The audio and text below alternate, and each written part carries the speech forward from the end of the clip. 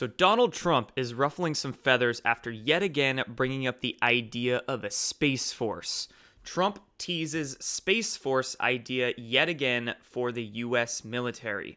So at a White House ceremony honoring a college football team, Trump again floated the possibility of creating a new branch of the United States military dedicated to securing American supremacy in space. And he goes on to say, we're actually thinking of a sixth branch of the military that would be the Space Force. Trump added, does that make sense? He questioned. Interesting question to throw out there. We'll talk about the background of this all in a minute. He says the Space Force General. You probably haven't even heard of that, but I'm just telling you now, this is perhaps because we're getting very big in space, both militarily and for other reasons. We are seriously thinking of a Space Force. Now, what Donald Trump is doing right here is seeding these ideas into the public domain, into the collective consciousness. What he is doing is making very subtle, sly remarks with very poignant questions to prepare us for secret space program disclosures in the near future. Now, let's talk about some background to all of this. The United States military, not just the U.S. military, but there's been Nazi breakaway groups. There's been many factions within the U.S. military. I would rather say that. It's not the U.S. military itself. There's groups, there's compartmentalized projects within different branches of the U.S. military and other militaries around the world that they're all already in space, and many of them have been in space for decades. The United States Navy has had secret space projects operational since at least the 1980s. We could say the Air Force and the CIA and other groups within the U.S. military-industrial complex have had secret space programs for maybe even longer than that, maybe even since the 50s and 60s. And then we can go back even further and say that there have been Nazi breakaway groups that have had projects operational that were able to go into space since even the 1940s and possibly the late 1930s. So the idea of military groups being in space, it's been around for a long, long time. Of course, it's been kept covert, been kept secret, been kept extremely suppressed up until very recently, at least in the public domain.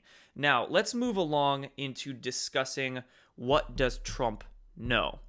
Okay, so Donald Trump, of course, is floating these ideas into the public, and in reality, there's all kinds of secret space programs already in existence. So what does Trump know? Well, we can't say that he knows everything because, of course, many presidents are not at the top of the totem pole. I would say none of them are, and very few of them are read in on or let in on particular projects and particular information. For instance, John F. Kennedy.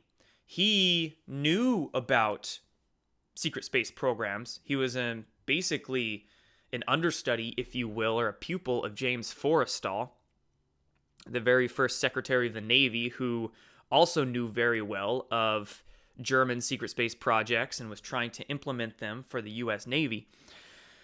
John F. Kennedy was trying to get information on not only secret space programs and the technology involved, but the UFO and extraterrestrial issue. John F. Kennedy was trying to get in on it, trying to disclose it to the public, and that is one of the main reasons that he was taken out.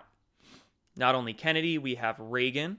Reagan was able to gain access to a little bit of the information, but of course, not everything. We had Papa Bush behind the scenes kind of pulling the strings there. So presidents have not always been in a position of need to know.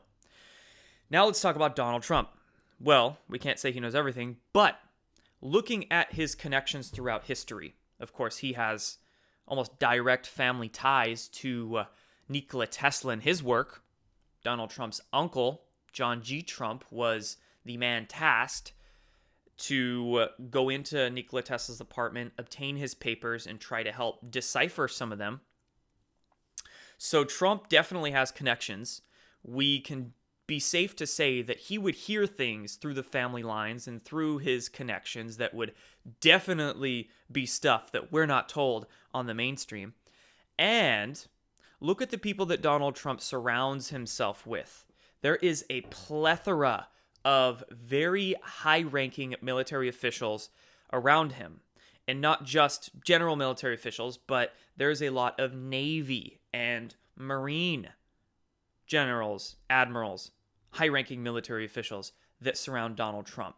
And we're not going to assume that they're going to go and tell him everything, but we can say, I think would be safe to say, that they may have offered hints or pieces of information to Trump, or telling Trump to say these particular things for this very subtle or sly reason. So Donald Trump definitely knows. I mean, just look at his inauguration speech when he said we're gonna, unlock the technologies of tomorrow and figure out the mysteries of space. Again, seeding the collective consciousness, approaching these ideas in a very, very watered down, very easy way for people to get their minds accustomed to this type of information. And not just Trump has approached these ideas, but let's talk about Q. Of course, Q, a few months ago, can't remember exactly when, but this was pretty early on, maybe near the end of November, maybe a month or two after Q began posting, he brought up the idea of the Pentagon missing a whole shitload of money, and the fact that the Pentagon has never ever been audited. So Q hasn't directly brought up the idea of secret space programs, but has approached the subject indirectly, mentioning the missing money from the Pentagon, the fact that they charge $15,000, $20,000 for hammers and toilet seats and launder the money, and the fact that the Pentagon has never been audited. This is direct information that leads you into the realm of secret space programs and deep underground military bases and the infrastructure, the amount of shit that's been built out outside of the public knowledge, not told to us, okay? So there's a little bit of background. There's people in the U.S. military, and especially within the U.S. Navy, that want this information disclosed, that want to get the public's consciousness raised to understand that there are secret space programs, that we have been in space for a long time. Getting to space is very easy. Anti-gravity, better known as electrogravitic propulsion platforms, exist. They literally bend the laws of physics, and when I say bend the laws of physics, it's because the laws of physics that we are taught are bullshit. We actually need to rewrite them. And the fact that mass cancellation technologies exist. Call it portaling, if you will, or dematerializing and rematerializing. And not just that, but there's consciousness-assisted technologies where you can literally pilot things with just your thoughts and remote view and do crazy kinds of things with just the idea of mind. So there's all kinds of, I'm kind of opening up Pandora's box of the SSP topic, but once you start delving into it, it brings you down a whole host of info, not just a couple things that float in space, but we're talking about sciences, technologies, wondrous achievements that have been done and that we need disclosed to the public. So the dots are being laid out there for us to connect by Donald Trump, very easily by Donald Trump, some of them by Q.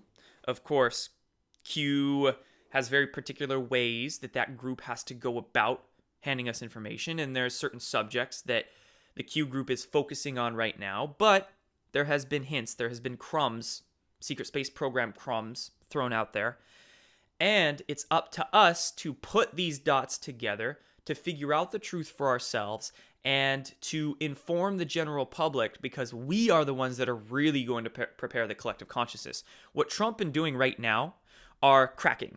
They're cracking the shell, the very hard, thick shell that's around a lot of people's skulls, right? So they're preparing it on a general sense, and then it's up to us to get very specific with it and really hammer home the hard truths for people, the hard information, discussing all the aspects around SSPs and, of course, every other topic out there. So that's what we need to do. And I'm going to go ahead and link below a couple of videos. Maybe I'll make some cards pop up of good video resources that I've done in the past. Maybe some whiteboard videos or whatnot about the secret space program. So if you're unaware of it, you can gather some clarity.